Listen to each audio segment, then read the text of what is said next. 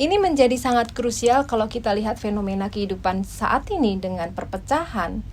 Berarti ada sesuatu dengan monisme dan dualisme. Apakah yang dikatakan monisme itu betul monisme atau dualisme? Baik, kita boleh skip dulu pertanyaan rumit itu. Kita lihat. Ini adalah ilustrasi yang coba saya berikan atas penemuan dari diskusi-diskusi kelas yang kita lakukan. Setiap kali pertanyaan muncul ketika melihat manusia dengan persoalan kehidupannya, kita sering bertanya. Misalnya saja, bagaimana manusia itu kok merupakan akibat dari suatu sebab di luar dirinya? Apakah manusia tidak memiliki kehendak atau bahkan kemudian kalau diatur dari di luar dirinya, berarti dia nggak punya jati diri. Bagaimana persoalan jati diri dalam pandangan itu gitu? Yang sering terlewatkan adalah bahwa kita perlu kembali sebenarnya pandangan mana yang sedang kita bicarakan untuk membahas persoalan. Satu. Yang kedua, kita bisa menyadari bahwa ada keterbatasan setiap pandangan ketika melihat manusia sebagai apa esensinya. Oke ya, dua hal pokok. Nah, dari sini ilustrasi gambar ini memperlihatkan bahwa ketika kita bicara persoalan kesadaran, kita bisa periksa seperti apa sih pandangan kesadaran atau kesadaran manusia bekerja menurut materialisme. Tentunya berbeda dengan pandangan menurut idealisme gitu. Hanya saja yang terjelaskan begitu akurat oleh perjalanan produk filsafat barat ini berlanjut dengan metafor berpikir, sehingga apa penjelasan kesadaran menurut rasionalisme, menurut empirisme, atau fenomenologi dan eksistensi. Nah, kerangka ini bisa menjadi pemetaan yang sangat akurat bagi para pakar untuk melihat kembali rujukan atau kerangka yang sedang dia gunakan ketika bekerja.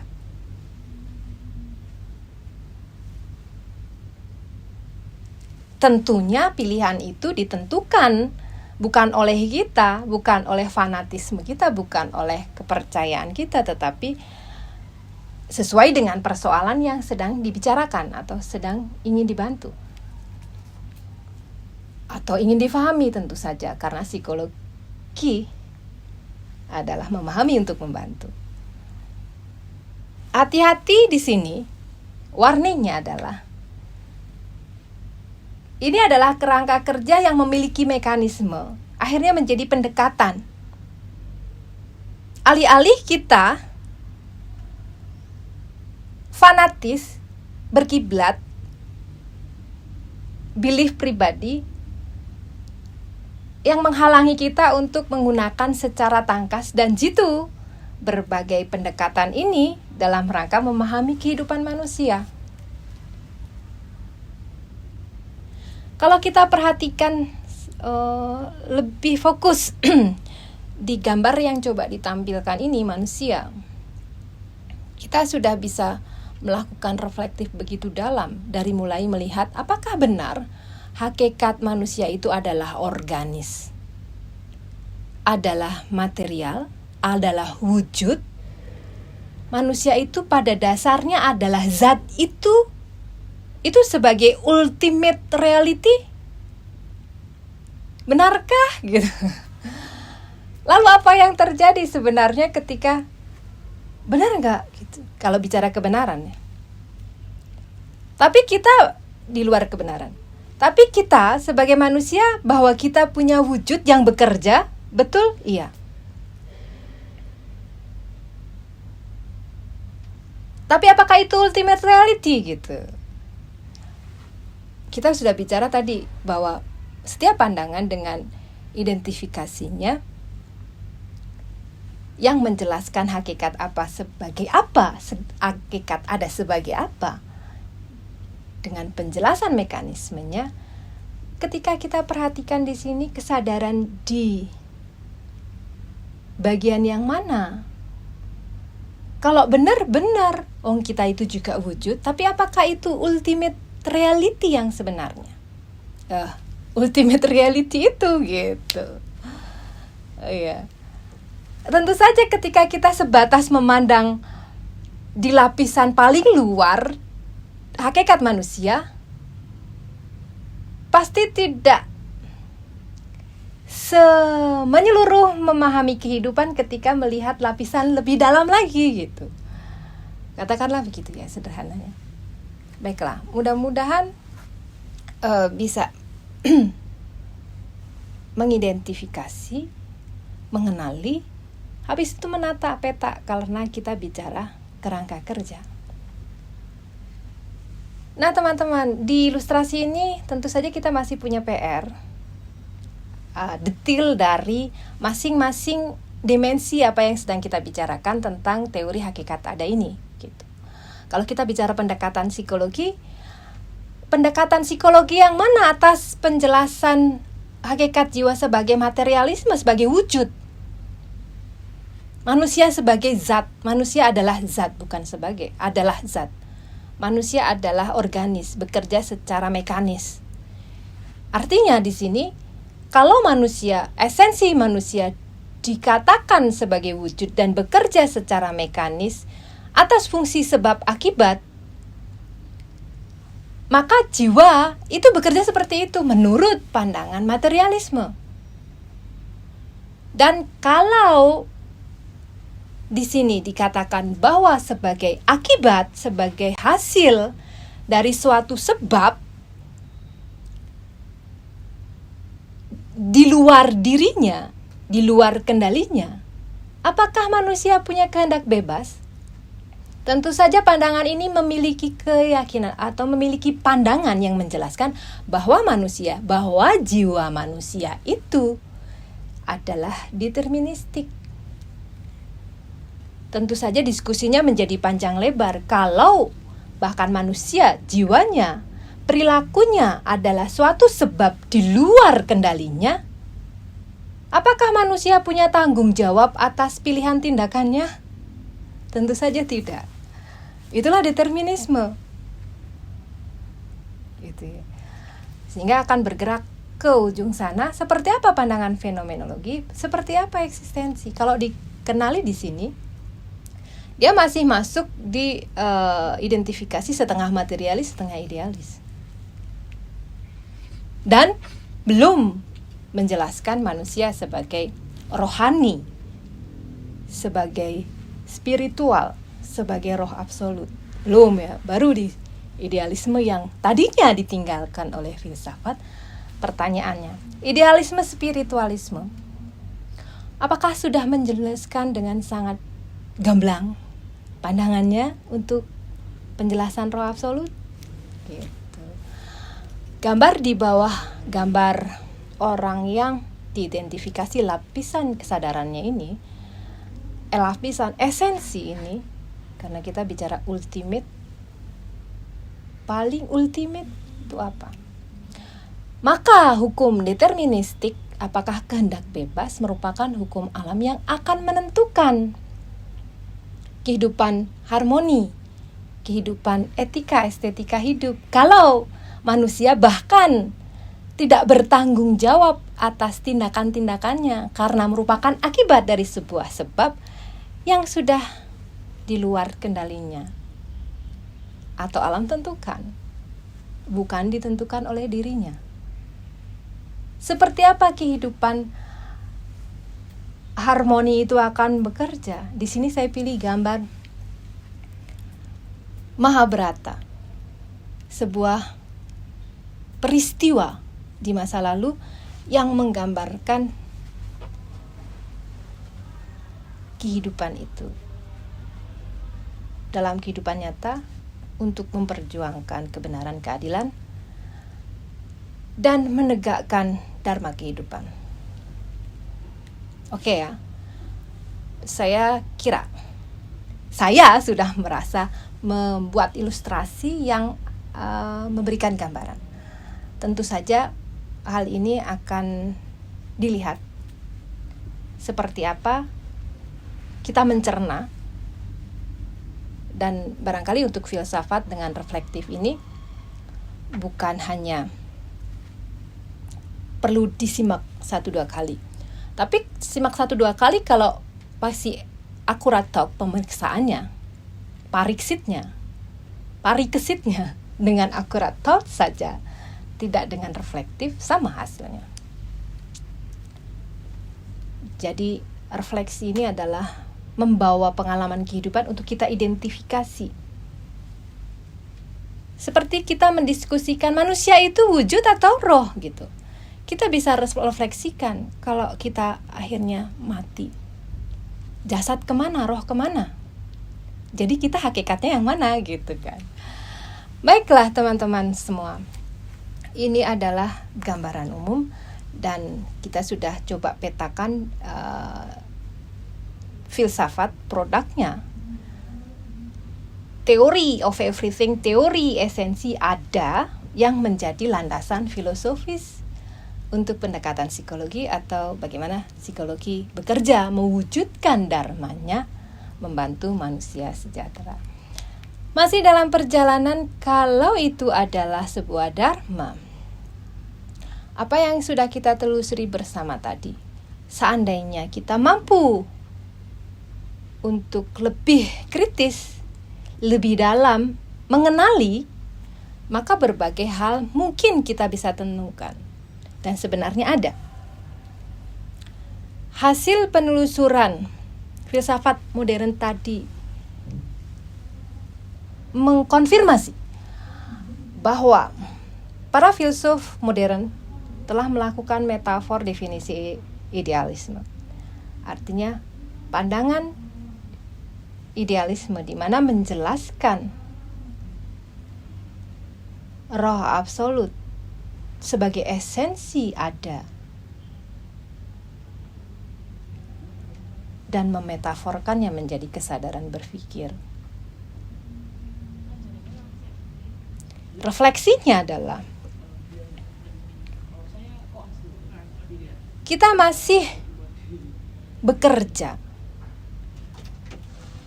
dengan kesadaran berpikir saja. Apakah kita sudah bergerak ke arah rohani untuk menjalankan hidup? Itu pertanyaannya. Kemudian kedua, kalau teman-teman tertarik dan menelusuri apa yang dilakukan psikologi dan keberhasilannya mewujudkan dharma keilmuannya, membantu manusia sejahtera, salah satu amanat Maslow.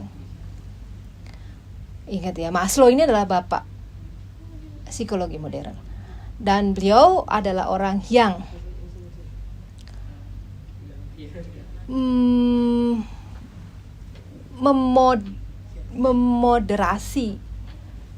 memediasi bagaimana APA, American Psychology Association, menerima pandangan baru dengan fenomenologi dan eksistensi. Berikutnya, di ujung kesadarannya bahwa ternyata dengan humanistik kita masih belum mengidentifikasi human quality tertinggi untuk menjalankan hidup sesuai yang dicita-citakan. Dengan demikian, kalau psikologi ingin mewujudkan dharma keilmuannya, membantu manusia sejahtera, pesan Maslow, carilah dari timur. Integrasinya jalan ya. Ini tadi filsafat kita adalah penelusuran filsafat modern, jadi filsafat barat. Nah, menjadi besar sekarang persoalannya ketika kita melihat dunia kita, masihkah punya persoalan yang sangat besar dengan perdamaian? Bahkan kalau kita lihat baru-baru ini, peristiwa di sekitar kita paling panas adalah pengeroyokan Ade Armando. Bahkan dengan tindakan-tindakan radikal yang berlandaskan katanya kebenaran, tapi kalau dilihat besarnya, pecahnya kehidupan komunitas atau kehidupan sosial, berarti kita masih punya PR besar. Adi Armando barangkali adalah salah satu dari sekian banyak peristiwa-peristiwa di sekitar kita yang menunjukkan itu. Atau perdamaian dunia lebih besar, persoalan Rusia dan Ukraina, di belakang jangan lupa ada NATO. Iya, ini adalah roadmap ketika psikologi bekerja dalam kehidupan kita pribadi, tentunya peneliti. Baseline dari persoalan ini adalah stres. Ya, persoalan kehidupan keseharian, di mana kita sebagai manusia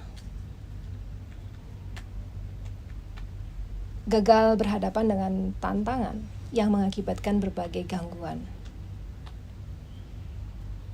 Stres itu memuat suatu energi. Inilah pertanyaan dasar dari roadmap riset ini, mulai dari mencari kekuatan mana yang harus kita manfaatkan untuk berhasil guna sukses berhadapan dengan stres. Bahkan lebih daripada itu, seperti pertanyaan Maslow akan human quality untuk membawa kehidupan ini ke arah mana. Individu bahagia sejahtera, damai di dalam dirinya, dan perdamaian kehidupan harmoni dalam keselarasan umat manusia. Perjalanan ini membawa ke ujung penelusuran akan penjelasan interaksi